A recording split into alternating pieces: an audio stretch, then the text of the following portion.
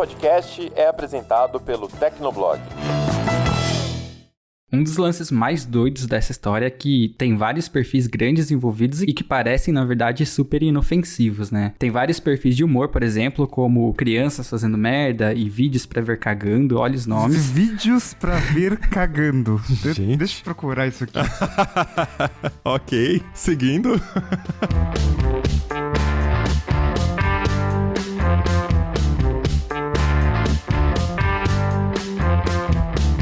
Olá, ouvinte! Seja bem-vindo! Está começando mais um episódio do Tecnocast. Eu sou o Thiago Mobilon. Eu sou o Paulo Riga. Eu sou o Felipe Ventura. Eu sou o Lucas Lima. E eu sou o Vitor Toledo. O Twitter é cheio daquelas páginas que só postam conteúdo viral e até meio bobinho. O que você talvez não saiba é que muitas delas fazem parte de um esquema organizado de golpes. Uma verdadeira pirâmide financeira operando bem na nossa cara. No episódio de hoje, a gente conta essas histórias em detalhes, mostrando o funcionamento do esquema e como ele foi descoberto. Aguenta aí que a gente já começa.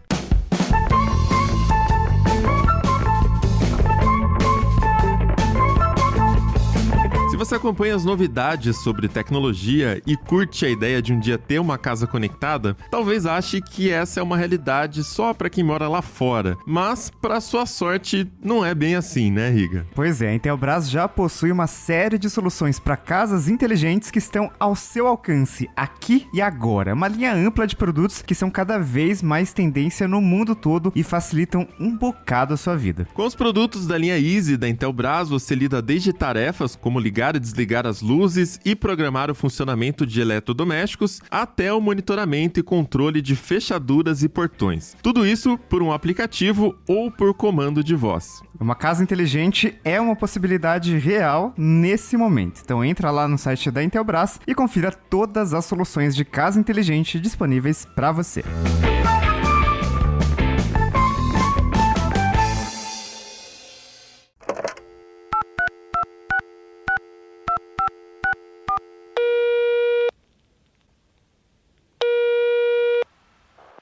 Caixa postal do Tecnocast. Você tem novas mensagens.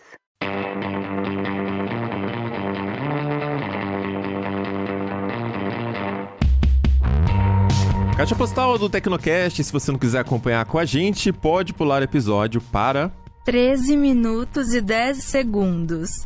Vamos lá, Riga. Saudades da caixa postal, né? O que a gente tem hoje aí? Bom, o Tecnocast 230 sobre cartões de crédito teve um monte de comentários lá na comunidade, foi um episódio fora da curva e muitos desses comentários são um pouco mais críticos ao que a gente, os convidados, falaram no episódio, então a gente achou que valia a pena abordar esses pontos aqui. Então, para começar, muita gente apontou que o perfil dos entrevistados, Gabriel Dias e o Rodrigo Cunha, esse perfil é bem diferente do perfil da maioria das pessoas. Isso foi até falado no episódio, né? O Gabriel Dias, ele tem um site de viagens, ele sabe várias técnicas ali que a gente fica pensando, mas de onde que ele tirou isso, né? Vários esquemas ali pra gerar mais milhas, comprar pelo menor preço possível e tal, que a gente nem consegue pensar, né? A gente simplesmente pensa em comprar. E lá nos comentários a palavra bolha foi usada algumas vezes. Então a gente tem o comentário do Inhotep, que ele falou o seguinte: o pessoal coloca como se fosse simples obter um cartão Black ou Infinity ou Signature. A maioria das pessoas não consegue ter esse perfil de cartão. E se tem, sem ter renda compatível, está só se apegando a status. Como já disse em outros tópicos, a isenção de anuidade ainda é uma boa para o perfil médio do brasileiro, que só quer pagar as despesas do mês no supermercado e algumas compras online. Como dito no episódio, o Gabriel é totalmente um ponto fora da curva.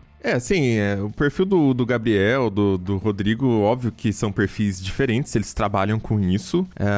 É igual a gente falar, por exemplo, do Riga com relação a aparelhos que ele testa, saca? O Riga tá lá com um computador de 50 mil, de quantos mil é o computador que você tá agora aí, o Riga, o MacBook? Esse daqui é só de uns 15, o de 55 não tá aqui. Só 15 salários mínimos de boa. Que é produto que a gente sabe que ninguém tem acesso, né? A gente recebe pra teste e tal. Só que é nossa obrigação falar que, olha, dá para fazer até isso. Agora, quem vai avaliar até onde dá pra ir é cada um, né? O tempo que cada um tem, enfim. O objetivo do episódio era explicar as possibilidades. Aí cada um tem que avaliar também o que se encaixa melhor no seu perfil, porque até tem a questão do perfil de consumo, quanto a pessoa gasta por mês, quanto a pessoa ganha por mês, né? Qual é o cartão que ela tem acesso, enfim. Então, várias coisas diferentes. Eu não espero que pessoas normais, pessoas do dia a dia, gastem 60, 50 mil reais num MacBook, mais 30 mil reais num iMac, mais sei lá quantos mil em Samsung Galaxy Note, né? E se você for lá na casa do Riga, provavelmente não vão na casa do Riga, né? Porque, por favor, ladrões não ouçam Tecnocast, mas você vai encontrar uma pilha de equipamento, porque é um perfil de um profissional que trabalha com isso. Ainda bem que meu endereço tá desatualizado em todos os lugares que já vazaram, porque eu me mudei, então foda-se.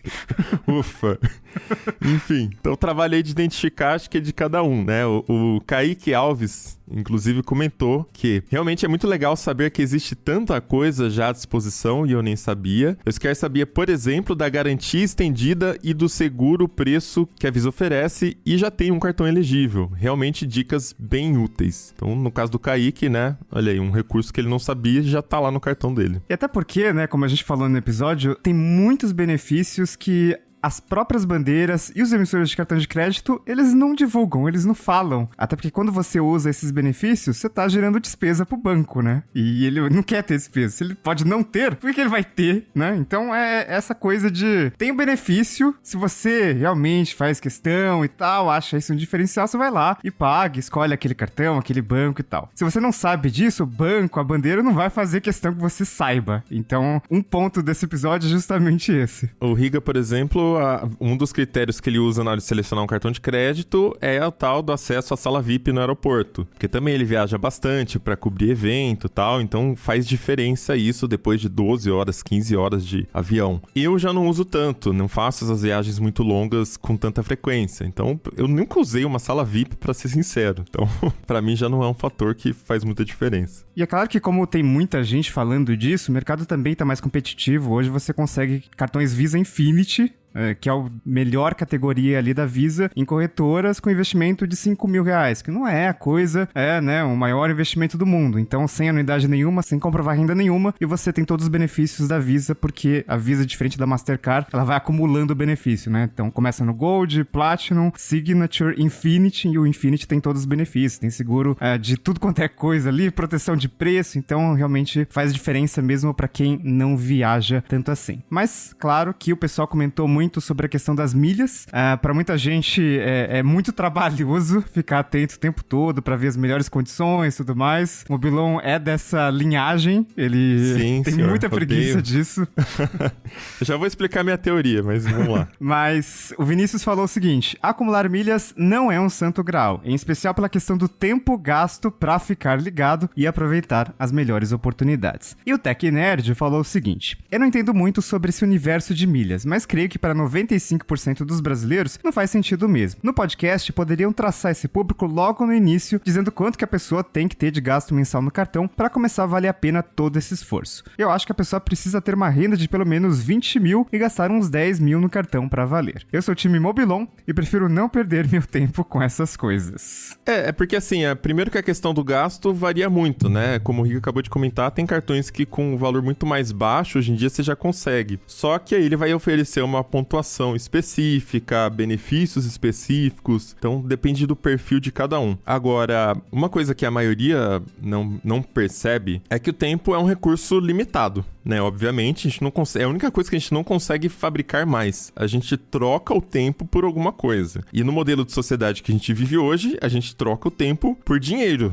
certo? Para depois utilizar esse dinheiro para comprar alimentos e supérfluos e o que mais você tiver interesse aí. Ou para gastar com estudos que seja. Quando você está gastando tempo com uma coisa, logo você não está gastando tempo com outra coisa. Então, se você está gastando tempo gerenciando 30 cartões de crédito, 30 pontos de milhagem, naturalmente, por mais que pareça uma coisa, é rápido, é fácil, né? Você tá deixando de investir esse tempo em outras coisas. Então, a primeira coisa que eu avalio antes de dedicar tempo a qualquer coisa é: qual é o meu custo hora? Qual é o meu preço hora como profissional, né? Quanto que eu ganho por hora, basicamente? Onde que eu posso investir esse esse horário extra para fazer mais dinheiro. E aí, são inúmeras opções. Você pode fazer freela, você pode estudar sobre investimento em ações, estudar empresas. A partir do momento que você está estudando empresas também, não trade, né? Pelo amor de Deus, um buy and hold ali, pelo menos. Você está aprendendo porque você está lendo os relatórios financeiros. Então, você entende, você começa a aprender coisa de contabilidade, de planejamento. Você vai entender a estratégia da empresa. Tudo isso te agrega também profissionalmente, né? Então, assim,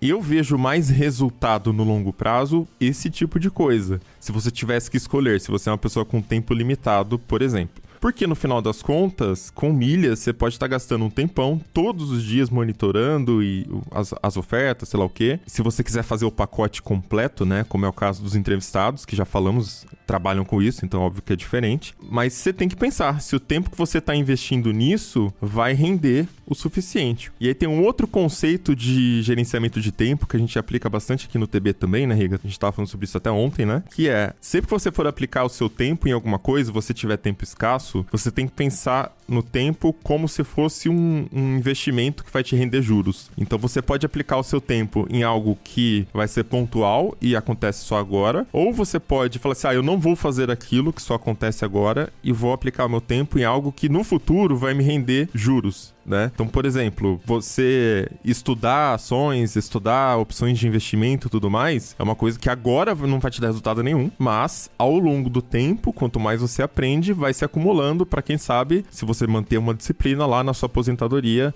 você vai ter um retorno grande. E isso não precisa ser rico nem nada, tá, gente? Já fez vários Tecnocasts sobre isso, inclusive você investindo 10% no mínimo aí do seu salário, que é o que você já investe na Previdência Social, por exemplo. Se você investisse numa carteira bem montada aí de títulos e ações, etc., você consegue atingir independência em algum momento da sua vida. Isso é um fato, são juros compostos, basicamente, tá? Enfim, então quando eu penso na questão da milhagem, eu acho que só faz sentido se não for mudar em nada a minha rotina, se não for gastar tempo adicional pra nada. Por isso que eu falei bastante no episódio. Os meus conselheiros são Paulo Riga e Lucas Braga, né? Se eles falam pra mim, troca o cartão por esse aqui, lógico que eu dou uma olhada e tal, mas geralmente, né, a gente acaba pegando, eu acabo pegando o que eles estão vendo também. E de forma que não tenha trabalho. Tipo, eu peguei esse cara aqui, eu passo todos os meus gastos pro cartão de crédito e algum dia eu vou olhar as milhas e fazer alguma coisa com aquilo. Que seja, sei lá, R$1.000 a cada 2 anos que eu ganhei, beleza, é uma grana adicional que não me custou tempo, entende? Agora, se começar a me custar mais tempo, é um tempo que eu tô gastando pra tirar uma receitinha imediata que não tem juros compostos. E aí eu acho que não vale a pena.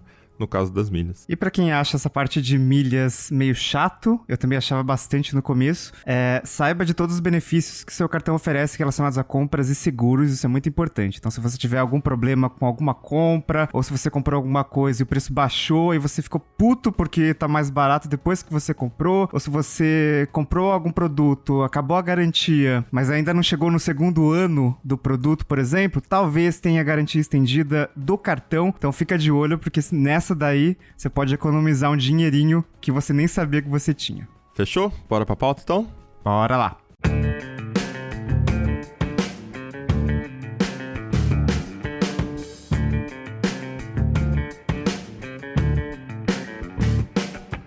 A essa altura do campeonato, não é novidade pra ninguém que a internet tá cheia de gente tentando levar vantagem em cima dos outros. Você que tá ouvindo, com certeza já deve ter passado por alguma tentativa de golpe, ou conhece alguém que já passou, ou quem sabe até já caiu. E não é pra menos, né? Existem golpes de todos os tipos e às vezes por desconhecimento a gente acaba caindo mesmo. Por exemplo, um golpe muito comum é o do boleto falso. Os criminosos vão lá, criam um boleto com os dados da pessoa, simulando uma cobrança real, e aí isso chega no seu e-mail. Você que não quer ficar inadimplente, vai lá e paga um débito que na verdade não existe. Você mandou dinheiro direto para a conta do criminoso. Também tem aquele clássico dos perfis falsos, que de repente alguém te manda uma mensagem utilizando a foto de um familiar, de um amigo seu, falando que trocou de número e pedindo uma quantia em dinheiro para ajudar ali numa emergência, né? Aquela história de, eu tô sem hoje, o cartão não passou, amanhã eu te pago. E às vezes, na falta de atenção,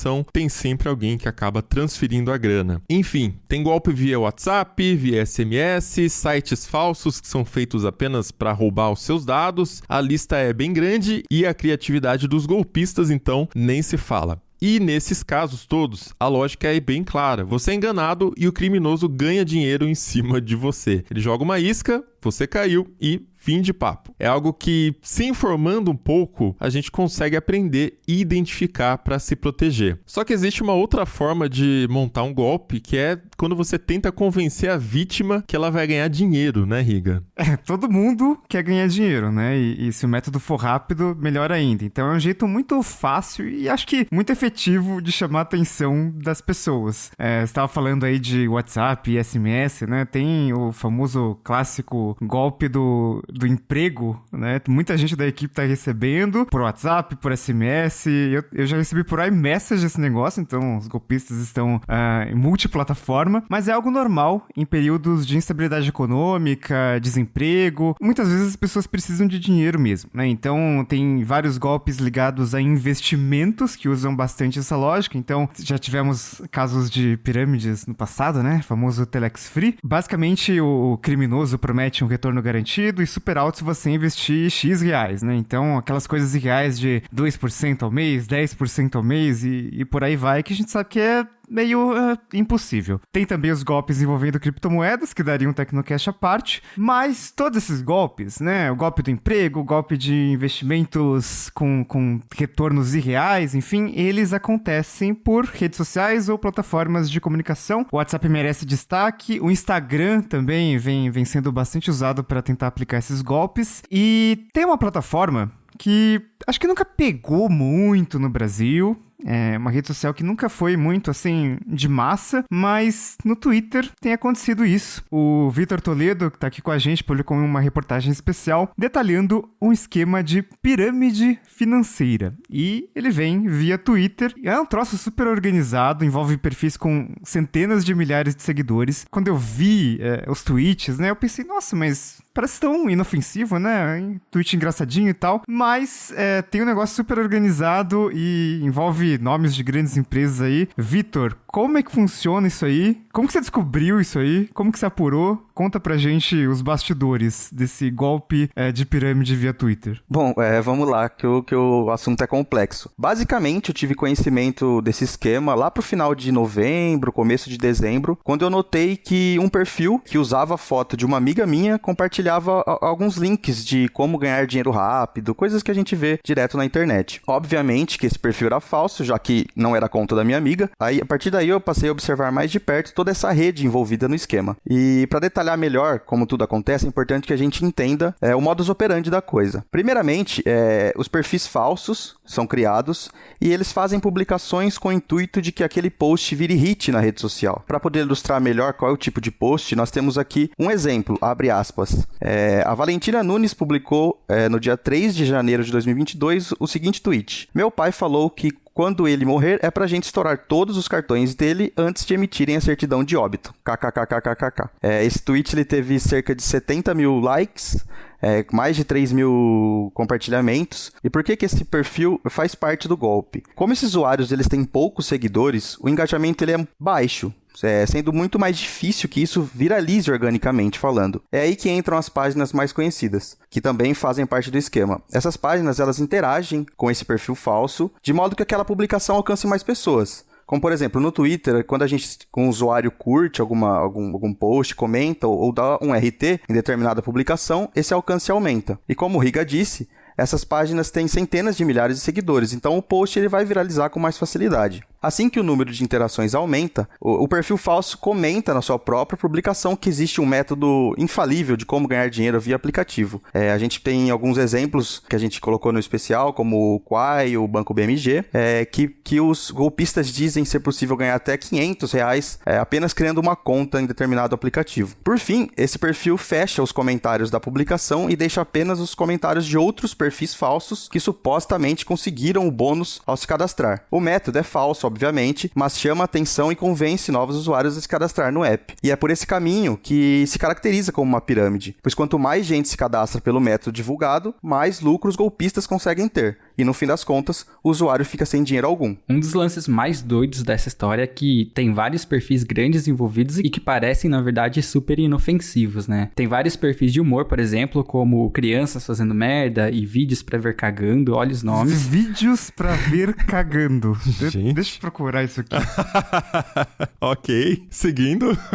Pô, 312 mil seguidores, que absurdo. Tem muita gente querendo ver vídeo fazendo necessidades fisiológicas aqui. E são, na verdade, esses perfis que postam só vídeos engraçadinhos, né? Aqueles vídeos bobinhos. Agora tem outros mais sérios, a gente coloca uma aspas aqui pra isso, porque é o caso do O Melhor da Ciência ou A Natureza Assustadora, que traz aquele viés mais informativo, né? O que todos eles têm em comum, como o Riga já falou, né? São os milhares de seguidores e o objetivo comum de viralizar. São vídeos curtinhos que chamam atenção, ou então fotos super caprichadas ou engraçadas. E aí, se você tá checando a timeline e aquele conteúdo aparece, é fácil dar um like ou um retweet, porque daí vai aumentar o engajamento.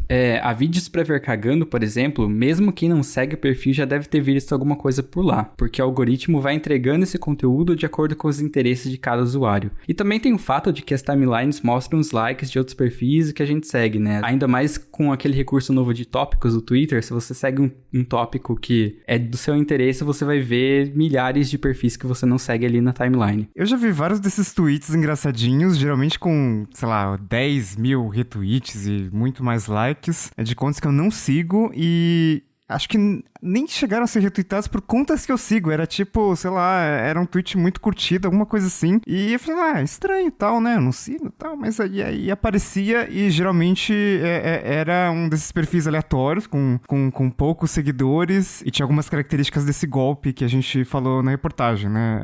A pessoa fechava ali os comentários e não dava pra dar reply naquele tweet super popular ali. E aí, resumindo, quando uma dessas páginas interage com outra postagem desses, entre aspas, anônimos, né? É aí que atinge um número enorme de pessoas. E entre esses tweets aí que estão dentro do golpe, né, tem alguns que usam links para outra rede social para ganhar dinheiro, e essa outra rede social é o Quai, né, ou Kawaii, não sei como você pronuncia. O Quai, ele é bem parecido com o TikTok, ele é composto ali de vídeos curtos, numa timeline focada ali no algoritmo, né, então ele vai recomendando os vídeos ali de acordo com as preferências que ele vai detectando dos usuários, e o Quai e o TikTok tem uma relação assim um pouco tipo Facebook, Orkut. Sempre você tem aquela rede que parece mais bacana e a outra que, sei lá, todo mundo usa.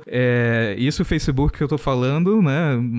Na época que existiu o Orkut, né? Então, até os próprios usuários do TikTok se sentem, sei lá, falam brincando que é diferenciado porque o TikTok é o que tá mais na modinha e o Quai é um negócio mais popular, e você vê essa diferença assim no estilo de vídeos dos dois, né, que são mais comuns assim entre os dois. E no Quai é muito engraçado porque a quantidade de vídeo que a minha mãe me mandou do Quai, ela não tem o Quai instalado, mas a quantidade de vídeo que ela me mandou do Quai, assim, é bizarro, porque são sempre coisas assim que remetem muito pra vida dela. Então, sei lá, um vídeo de 1 minuto sobre viver na fazenda, algum vídeo engraçado sobre algum cachorro fazendo alguma coisa numa cidade pequena. Esse também é um estilo muito comum, assim, no Quai, que acabou pegando muito, que é aquela coisa super melodramática de programa da tarde, de TV, sabe? Que tenta passar lição de moral e fala, sei lá, a filha desrespeitou a mãe, expulsou a mãe de casa, mas aí aconteceu uma coisa muito ruim com a filha e a mãe se casou com um milionário. Meu Deus Logo do céu. você vê, sabe, esse tipo de história bem assim exagerada, tal. Esse tipo de conteúdo vem bombando muito no Quai, né? O Quai é tipo o TikTok pros nossos pais, porque se for é um negócio meio inverso do que geralmente acontece, né? Porque, sei lá, o Facebook hoje é a rede social dos pais e é a rede social que os jovens não querem ficar. E aí os pais estão começando a migrar pro Instagram e pra outras redes, né? E daí começa a mudar. No TikTok, Eu acho que ainda não tem gente velha, que nem eu e que nem meus pais lá. Então, o Quai meio que foi o inverso, né? Porque ele...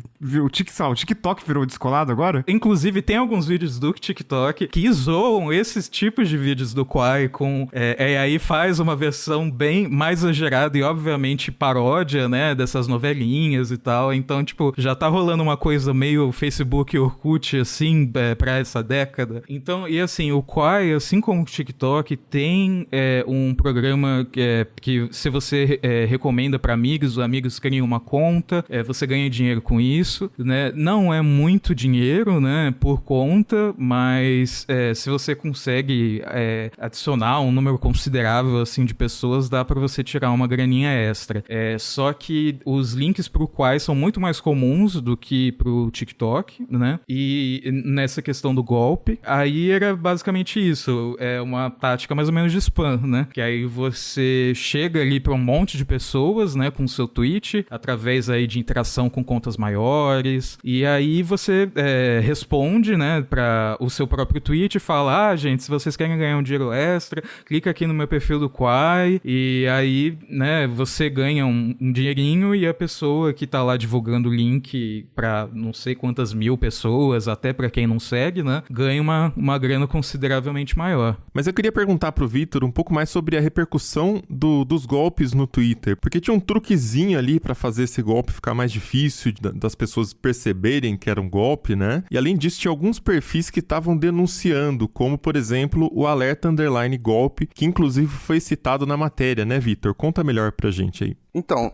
no caso dessas páginas, a partir do momento que eu passei a investigar um pouco mais a fundo essa situação, outras pessoas da rede social também começaram a investigar. Então, eu encontrei alguns perfis, como esse próprio Alerta Golpe, que colaborou também com a reportagem especial. Essa página, ela já vinha fazendo denúncias, fazendo vídeos, mostrando como funcionava o esquema e denunciando para outras pessoas. Além disso, outras páginas de pessoas um pouco com um número maior de seguidores também já estavam retweetando, já tinham notado como era essa sacada do golpe, e no começo da apuração eu ainda estava um pouco perdido sobre o número de páginas grandes envolvidas no esquema, e eu notei que todas essas que o Lucas acabou citando aí, elas se seguiam entre si. Então foi fácil fazer a correlação entre as páginas, porque todas elas tinham o mesmo objetivo, que era gerar iscas de conteúdo com conteúdos virais que a gente pode compartilhar com frequência. E em relação aos perfis falsos, tive que fazer uma jogada que eu comecei a seguir todos esses perfis falsos que eu achei um pouco suspeito. Então, eu passei a seguir, sei lá, cerca de 10 a 20 perfis para poder ver o que ia acontecer, né? Então, depois de certo tempo, eu notei que alguns perfis haviam me bloqueado sem eu ter feito nada para eles. Então, se me bloqueou é porque tem algo de errado. Se bloqueou qualquer pessoa sem motivo é porque tem algo suspeito por trás, né? Mas você simplesmente seguiu esses perfis, você não interagiu com eles, tipo, não mandou reply, não curtiu, não deu retweet. Eles simplesmente te bloquearam do nada. Exatamente. Eu não fiz nada, eu só segui. No primeiro momento eu tinha na minha bio do Twitter que eu era jornalista, depois eu acabei tirando pra ver se tinha alguma correlação, e eu notei que todos eles me bloquearam instantaneamente, assim. Depois de cerca de 5 dias já não conseguia mais ter acesso, e algumas páginas grandes também me bloquearam. Pra poder fechar essa conta, eu tive que recorrer a um outro fator em comum que todas essas páginas tinham. Todas elas, que o negócio vai ficar mais maluco ainda, então se preparem. Todos esses perfis, eles usavam a letra I em formato maiúsculo no arroba para serem confundidos com usuários que utilizavam a letra L em formato minúsculo, que a gente sabe que a letra I em maiúsculo se parece muito com a letra L na forma de se escrever na internet. Então todas essas tinham essa artimanha para poder mascarar o esquema. Inclusive tem um outro exemplo que eu acabei colocando no especial, com o perfil Valentina Nunes. Se a gente pesquisa por Valentina Nunes no Twitter, a gente não encontra o perfil falso. A gente precisa pesquisar como Valentina Nunes, porque daí a gente encontra o perfil falso que a pessoa acabou trocando o I pelo L. Inclusive o Google denuncia, quando a gente pesquisa Valentina Nunes, ele aparece já o nome de usuário da pessoa. Então esse foi o fator em comum, essa foi uma regra que todos os perfis que me bloquearam tinha esse fator. Todos eles trocavam essa letra para poder mascarar desmascarar o esquema. Essa confusão, né, de nomes de usuário é algo que poderia ser evitado se o Twitter tivesse essa medida de só permitir maiúsculas ou minúsculas, né? Porque o nome de usuário é você que define. Se você quer colocar tudo maiúsculo, tudo minúsculo, ou fazer essa mescla que dá pra confundir o L com o I, né? Eu acho que as pessoas encontram um jeito, cara. Então, sei lá, a pessoa faria Mobilon com I e ninguém vai ler. Só de colocar o meu avatar, as pessoas já vão olhar e falar assim, esse é o Mobilon, saca? E eu não, né? Mas, assim, usando um exemplo aqui. Eu sei porque, assim, minha família já recebeu, sei lá quantas, mas acho que nos últimos 6 meses foram 5 tentativas de golpe por WhatsApp utilizando o meu nome. E aí DDD, sei lá, 31, saca? Uma mistureba lá de DDD e sempre com a minha foto do WhatsApp, né? A pessoa conseguiu, inclusive, ver qual foto eu tava usando. E é isso. A pessoa fica na dúvida. Teve uma vez que eu cheguei lá pra falar com a minha mãe e aí minha mãe falou assim, mas filho, por que não sei do que lá? Eu falei, que, mãe? Do que você tá falando? Eu já te falei. E eu, tipo, do que você tá falando, mãe? Eu fiquei, tipo assim, uns 5 minutos tentando entender do que minha mãe tava falando. Que ela tava tentando, eu não lembro qual era o assunto, mas era alguma coisa que, tipo, ela me falou, só que na verdade ela falou pro fake. E ela tava achando que era eu. E saca, então, cara, eu não tô na agenda dela, só por estar a minha foto, ela olhou e acreditou, entende? Enfim, as pessoas encontram um jeito.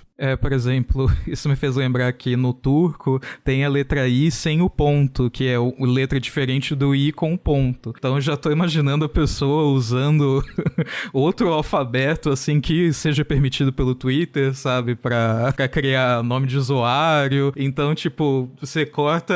É como você disse, o golpista acha um jeito. Já diria o Jeff Goldblum lá, sei lá o nome dele, no Jurassic Park, né? A natureza encontra um caminho. Inclusive, desde que liberaram registro de domínios com caracteres de outros idiomas, surgiu um tipo de ataque, né, pra enganar as pessoas. Então, chama ataque de domínios internacionais homógrafos, né? Porque, por exemplo, no alfabeto cirílico tem um caractere que se parece com o E minúsculo do alfabeto latino, mas não é. Então, você consegue registrar um domínio que, na barra de endereços, parece idêntico ali, sei lá, Tecnoblog, mas T, o E cirílico, Knoblog.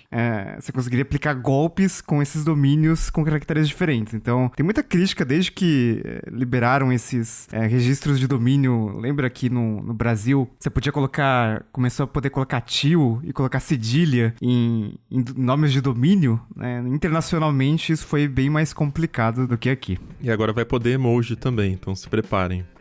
Eita, mas...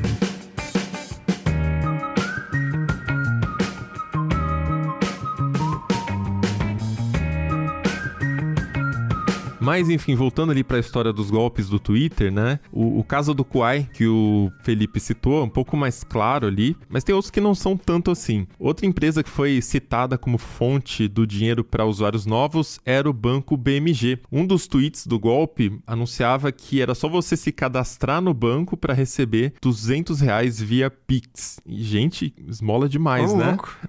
Isso é praticamente imprimir dinheiro, assim. Então vamos cadastrar todo mundo, aí resolve o problema da fome no Brasil. Essa campanha de marketing mais cara da história. O BMG informou ao Tecnoblog que ele utiliza essa estratégia de dar benefícios para novos usuários, porém isso acontece de um modo pontual, né? São campanhas específicas e não são esses valores bizarros também. Por exemplo, patrocinando o Corinthians em momentos específicos pode ter algumas campanhas para incentivar os torcedores do clube a criarem contas. E nesses casos pode ter um bônus para o novo usuário. O ponto é que é uma campanha localizada, não acontece sempre, então, diferente do Kwai, não se trata de um recurso que está sendo explorado pelos golpistas. E o BMG garantiu pra gente que não tem nenhum programa que dá R$200 para novos usuários, caso não tenha ficado claro ainda, né?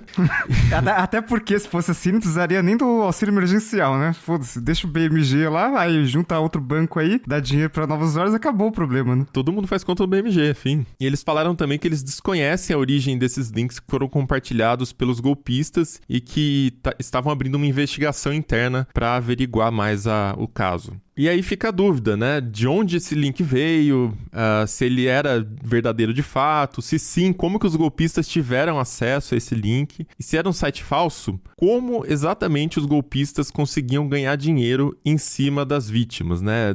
Vendiam dados, o que eles faziam ali para conseguir tirar dinheiro? A gente, infelizmente, não tem todas as respostas para essas perguntas no momento. Além do banco BMG, também tiveram alguns outros bancos digitais que foram citados por alguns usuários no Twitter, por exemplo, do Banco Inter e do Banco Next. Alguns usuários também citaram o Banco Pan, mas desses últimos 3 bancos eu não consegui encontrar prints nem links que relacionavam o golpe ao banco. Então, acabou que a gente ficou um pouco mais restrito à investigação sobre o Quai e o Banco BMG, porque a gente tinha algumas provas ali para poder perguntar para o pessoal. Uma coisa que o Twitter poderia fazer também para evitar esse golpe seria implementar um recurso que faça com que as pessoas não troquem de arroba constantemente, porque no caso desses perfis falsos, o que eles fazem? Eles compartilham os links, depois eles apagam tudo e trocam de usuário para evitar serem encontrados mais uma vez. Então, essa permissão que o Twitter dá da pessoa conseguir trocar o nome de usuário não acontece no Facebook, por exemplo. No Facebook, se um usuário troca de nome, ele precisa esperar cerca de 30 a 60 dias para conseguir trocar mais uma vez. Então, eu acho que isso poderia ser uma solução, claro que é bem básico, para tentar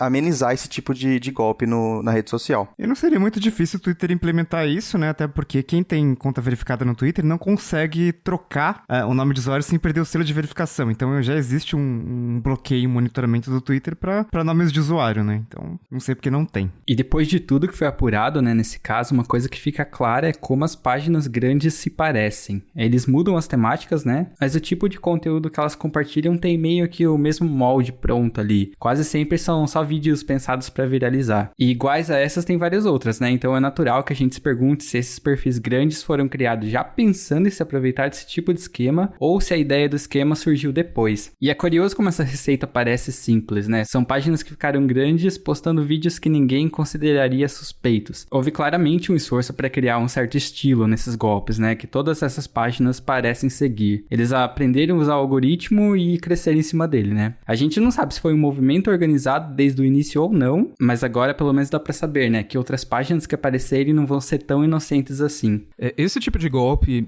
começou a diminuir um pouco depois das denúncias também, poxa, de você ter várias contas, né? De alerta golpe, de ter contas assim, de denúncia pra avisar que esse tipo de golpe tá acontecendo. Acabou minando um pouco o trabalho dos golpistas, né? O que é muito bom, muito louvável, mas existe também outro tipo de golpe no Twitter que usa uma receita parecida e que aí é pra galera que já tá garantindo o lugar no inferno, né? Que são alguns tweets contando história triste, né? Uma história falsa, né? De tipo, poxa, a minha mãe tá muito doente, eu tô sem emprego, tô passando necessidade, eu preciso da sua ajuda, e aí passa o Pix, né? Então passa a chave do Pix, então endereço de e-mail ou uma chave aleatória para a pessoa, né, poxa, se sensibilizar e falar, não, eu te ajudo com isso, mas aí uma pessoa que pega a foto de outra pessoa, né, com algum problema de saúde ou mostrando que tá passando necessidade para roubar dinheiro, né, em forma de doação, né, e o modus operandi é basicamente o mesmo, né, você tem aí essas contas pequenas, às vezes usam esse truque da letra maiúscula, minúscula, e interagem com tweets que viralizaram, né, ou delas mesmas, ou de outras contas, pode ser até de site de notícia, por exemplo, e aí faz esse esquema, né, tipo, bota foto, diz que tá passando necessidade, põe a chave do Pix, e aí espera o dinheiro entrar, sabe, e aí quando, sei lá, se alguém reclamar ou alguma coisa do tipo, você só apaga a conta e usa outra, é um método, esse é um método, assim, óbvio, né, qualquer golpe, assim, pra roubar dinheiro é desprezível, mas esse, assim, é um nível mais baixo ainda, sabe, de você usar o drama, sei lá, o problema de vida de outra pessoa, né, pra inventar uma história pra você conseguir ganhar dinheiro em cima disso é demais. E usa o Pix como meio de pagamento, né, e o Pix acaba sendo uma forma muito comum, né, dos golpistas receberem dinheiro. A culpa, obviamente, não é da ferramenta, né? O Pix é sensacional, tem muito mais países deviam ter sistema de pagamento como o Pix, mas ele tirou uma fricção, né, na hora de você enviar dinheiro para outra pessoa. Você não precisa mais saber banco, agência e conta, é tudo instantâneo, funciona de noite, funciona no final de semana, mas ao mesmo tempo, se você não toma cuidado ou se você é enganado, seu dinheiro vai e não volta. Aliás, teve um dos primeiros Tecnocasts que a gente falou de Pix, acho que nem tinha sido lançado ainda, mas tem alguns países, acho que um ouvinte era da Suécia, não lembro se é exatamente da Suécia, mas era de um país nórdico, em que já tinha pagamentos instantâneos eletrônicos mais consolidado naquela época, né? Antes do lançamento do Pix no Brasil. E aí tinha história de que quem pede dinheiro na rua, né, já mostrava, tipo, a chave do sistema de pagamento eletrônico pra pessoa passar o dinheiro, né? Então, e é algo que, infelizmente, tá acontecendo aqui no Brasil também, né? Não por causa do Pix, mas por causa da situação econômica do país. Em questão de Pix e criminosos, existem alguns outros problemas que podem ser mais graves, né? A questão de sequestro relâmpago, que você é obrigado a mandar o dinheiro pra conta de outra pessoa, acaba sendo laranja, saca um dinheiro e você fica a ver navios, né? Acaba perdendo dinheiro. Mas, como eu disse, não é um problema da ferramenta. É uma ferramenta nova, os criminosos vão se adaptar e o Banco Central, que é quem coordena, né, o Pix, vai se adaptando. Então, agora você tem o limite máximo de R$1.000 à noite para transferências. Você consegue ajustar o limite do Pix, né, para você não conseguir fazer uma transferência muito alta, seja em qualquer horário.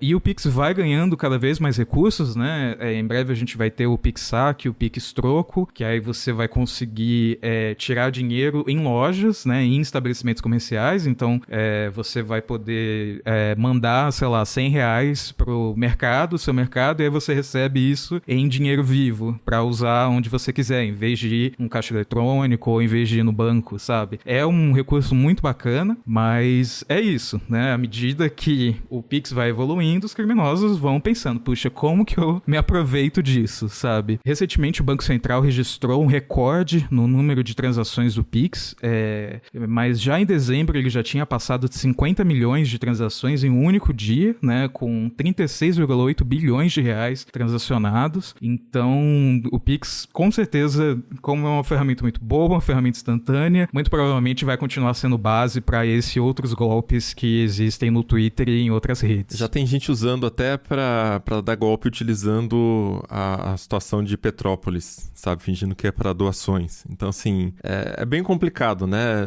A verdade é que não tem nada a ver com a ferramenta mesmo, como você falou, né, Felipe? As pessoas não têm limites, basicamente isso. Elas vão utilizar o que tiver mais apelo ali naquele momento. Eu mesmo já vi em vários tweets de famosos, replies da galera falando, me ajuda, porque meu filho precisa de leite, eu preciso comprar latinha de leite, transfere o Pix aqui. Cara, aliás, qualquer tweet de famoso que você abre, você vai encontrar uma galera pedindo grana. Então, assim, é muito difícil confiar nesses tweets hoje em dia. E até por conta disso que a FEComércio já enviou até algumas sugestões para o Banco Central sobre as questões, as preocupações sobre o uso do Pix. Então, são algumas sugestões para tentar dificultar um pouquinho a ação de criminosos e, na prática, elas tornam as condições para você abrir e utilizar chaves um pouquinho mais rígidas. A entidade sugere, por exemplo, de liberar transferências imediatas via Pix apenas para contas que foram abertas há, no mínimo, 3 meses. É duro, né? Já começa a limitar bem a praticidade da ferramenta. A confirmação de veracidade dos documentos também utilizados para abrir as contas digitais teria que ser feita. Uma dupla checagem nas 3 primeiras transações, com confirmação por e-mail, SMS ou código de segurança, para tornar as informações mais rastreáveis, né? Você tem que dar outros dados ali também. E a gente não sabe se essas medidas vão ser atendidas pelo Banco Central, mas já está bem claro que o Pix pode ser uma mão na roda, mas ao mesmo tempo essa facilidade também está lá nas mãos de pessoas mal intencionadas. Inclusive, Mobilon, no auge da pandemia, eu acabei ajudando uma dessas pessoas que pediam Pix pelos comentários. Uma pessoa chegou até mim em um post meu, e só que eu ajudei essa pessoa, mas antes disso eu acabei pedindo algumas informações para ela. Eu pedi vídeos que comprovassem a identidade, pedi também foto dos documentos para a gente ter um pouco mais de segurança de saber que a gente está ajudando realmente uma pessoa que precisa, né? Então eu acabei ajudando essa pessoa, mas com essas condições, pedir fotos, pedir vídeos e também pedir alguns documentos para verificar a identidade da pessoa. Mas é muito louco que a gente tenha que fazer isso pra ajudar alguém, né? Porque isso devia ser trabalho dos bancos, sabe? Tem que ter um sistema de segurança melhor ali. Até porque esse tipo de golpe, né? De usar conta de laranja pra receber dinheiro e tal, isso, sei lá, desde... Faz anos, faz muito tempo que tem esse tipo de golpe, né? De você mandar dinheiro pra uma conta de um golpista ali. Bem antes de surgir Pix. Então, claro que quando o banco permite que esses golpistas abram contas ou usem contas de pessoas que não tem nada a ver com o esquema, acho que tem algo errado ali no sistema. Eu sei que toda tentativa de golpe que eu recebo por WhatsApp, que a pessoa vem com historinha, né? Eu sempre entro na jogada, né? Finjo que tô caindo. Ah, não, mas a mãe tá sem dinheiro. Eu fico respondendo, né? O cara, ou sei lá, a mulher. E até a pessoa passar o Pix... E aí eu tiro um screenshot da tela ali, dos dados e tal. Assim, sei lá, só pra ter guardado, porque na verdade eu não faço nada com aquilo. Eu posso abrir um BO e é isso, não tem muito o que fazer. Consultei já até o advogado do TB aqui pra ver se tinha alguma outra forma, né? Mas a verdade é que é isso, né? São contas de laranja, devia ter alguma verificação mais precisa pra saber se aquela conta realmente é verdadeira. Enfim, eu não sei o que daria pra ser feito. Mas no caso do Twitter, vocês acham que ele fez alguma coisa depois desse falatório todo sobre os casos de pirâmide financeira? Porque parece que várias dessas contas somem, depois voltam com mais tentativas de golpes. O que o Twitter tá fazendo pra tentar conter esses golpes? Parece que nada. A impressão que eu tenho é que essas contas, elas não violam as diretrizes do Twitter. Se eu tiver enganado, me corrijam, mas aplicar eu acho golpe, que eles conseguem... que viola, né, no caso. Não, mas não é confirmado, né? Sim, tipo, e aí, tipo, aplicou o golpe, beleza, e apaga a conta. Ou às vezes, tipo, o próprio usuário já corre e apaga a conta, mas já criou outra, sabe? É o tipo de problema que acontece em muitas redes sociais, né? Que a gente vê um perfil suspeito, vê um comentário ofensivo, aí vai, denuncia e dá um tempinho, a rede social responde que, isso não viola as regras dessa rede social, sabe? Eu acho que com o Twitter deve acontecer mais ou menos a mesma coisa. No máximo, o Twitter tem regra, né? Pra você não pode fingir que você é outra pessoa. Eles acham que abrem exceção pra conta de paródia e tal. Mas é isso, assim, aí a punição é apagar a tua conta. Aí, beleza, faz outra, né? Não tem muito um controle pra realmente acabar com esse tipo de golpe. Fica essa briga de gato e rato, né? Porque tem até um artigo na Central de Ajuda, enquanto você estava falando, Felipe, eu pesquisei aqui. Eles têm uma política contra fraudes financeiras. Aí eles explicam, né? O que pode violar essa política. E o próprio Twitter, na real, não sei se vocês lembram, mas teve uma época em que várias contas foram atacadas,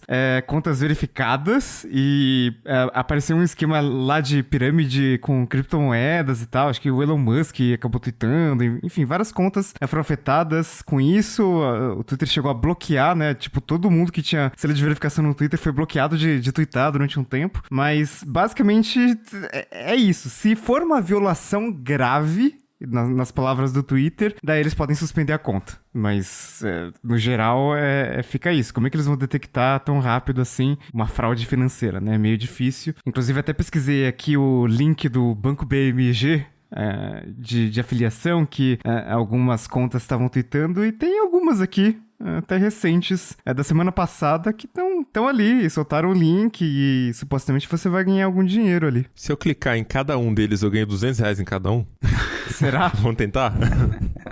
Você ganha a chance de ganhar R$200. Se der certo, é sorte. Acaba sendo um negócio tão inofensivo, né? Porque é só um link que não vai tirar dinheiro de você. Teoricamente vai passar pra quem tá sugerindo esse link, né? Então não acaba sendo um roubo ali, né? Basicamente o Twitter tá com regras pensadas nos Estados Unidos para usuários no Brasil, o que é sempre difícil, né? Porque a gente vai conseguir driblar as regras, sei lá, se esse caso realmente ficar, tipo, grave a ponto de chegar nos ouvidos, não é nem mais do Jack Dorsey, é do CEO novo, aí quem sabe consigam combater, mas por enquanto tá liberado. Então tomem cuidado com os links que vocês clicam, ficam. Inclusive, é isso, né, Lucas? Tem alguma dica, assim, pra gente tomar cuidado com isso, pra não cair nesse tipo de golpe? Antes disso, eu só queria deixar claro que quem quiser pedir dinheiro no Twitter tem a função de gorjeta. Então, é mais seguro, você vai mandar pro PicPay da pessoa, se for o caso, né? Dá pra usar por ali. Mas a gente tem que lembrar que não existe almoço grátis, né? Então, todos esses links aí são suspeitos. Não dá pra saber essa procedência, às vezes essa página de afiliado é só uma página de afiliado, no caso, como é o caso do Quai. Porém, tipo do Banco BMG, que o Banco BMG não reconhece esses links, né? Então, pode ser uma página copiada ali só pra roubar seus dados. O que vale fazer também é checar o conteúdo do tweet, fazer uma verificação dupla ali, né? Você copia um trecho do tweet, vai lá na busca do Twitter mesmo e cola isso entre aspas e dá uma buscada ali para ver quantas pessoas usaram o mesmo texto, usaram a mesma estrutura de tweet, né? Inclusive, tem um que tá no especial do Vitor, lá no Tecnoblog, que eu fiz isso e já tinha outras pessoas usando a mesma estrutura do tweet. Então dá pra fazer essa verificação. E no caso das doações, né, claro que pode ter alguém real pedindo dinheiro por necessidade. A gente tem o caso recente de Petrópolis, que podem ter pessoas precisando e pedindo realmente pelo Twitter. E o que vale fazer é o que o Vitor fez, né? Pedir verificação, pede um vídeo pra pessoa, pede documentos no privado, né? Pra também não expor os dados da pessoa ali no reply. E aquela coisa, checa pelo arroba também, se o i tá em maiúsculo, se tem alguém que usa um L, na verdade, você já consegue ver ali se não é um usuário fake também, né? E se você descobrir que, de fato, conseguir confirmar que é um usuário fake, o mais recomendado é que também já aproveite e denuncie utilizando a ferramenta do próprio Twitter, porque quanto mais pessoas tomando conhecimento desses tipos de golpe, mais pessoas denunciam e quem sabe assim a plataforma também consegue, o algoritmo, começar a identificar de forma mais fácil, perceber que existe um problema grave acontecendo aqui no Brasil, né, com relação ao Pix, né, tem um padrão ali que daria para colocar direto na ferramenta. Enfim, Twitter talvez ainda não tenha entendido uma máxima que a gente fala no Tecnocast, acho que desde o episódio, sei lá, número 10, 2014, que é o Brasil é beta. Então, você quer testar a sua ferramenta de verdade, você lança no Brasil, com certeza o brasileiro vai usar de um jeito que você não estava esperando e você vai ter que fazer as adaptações. Igual aquela história do Walmart, quando chegou no Brasil, que eles não colocaram alarme em nada, né? E aí o pessoal roubava aquelas coisas pequenas ali e ia embora, tiveram um puta prejuízo. Aí sim começaram a usar sistemas de alarme nas coisas. Então, né? E o gigante do varejo não foi testado no Brasil. Quando chegaram no Brasil, se ferraram. É isso aí. Então é isso, vamos chegando ao final de mais um episódio do Tecnocast. E aí conta pra gente se você já viu esses tweets viralizando, essas mensagens pedindo Pix, pedindo grana pra ajudar alguém, se você já fez a doação ou se você já caiu num golpe desses também, né? É sempre bom pra ficar o alerta aqui pros outros ouvintes. Comenta lá na comunidade.tecnoblog.net ou pelo Twitter marcando o @Tecnocast. Se quiser continuar o papo com a gente em todas as redes, eu sou @Mobilon, @Paulo Riga, @Ventura Felipe, @Limucas e @Victor B. Toledo. Este Tecnocast foi produzido pelo Josué de Oliveira, editado pelo Ari Libório e a arte da capa é do Vitor Pádua. A gente fica por aqui e voltamos com outro episódio semana que vem. Até lá. Tchau. Até mais. Falou. Tchau.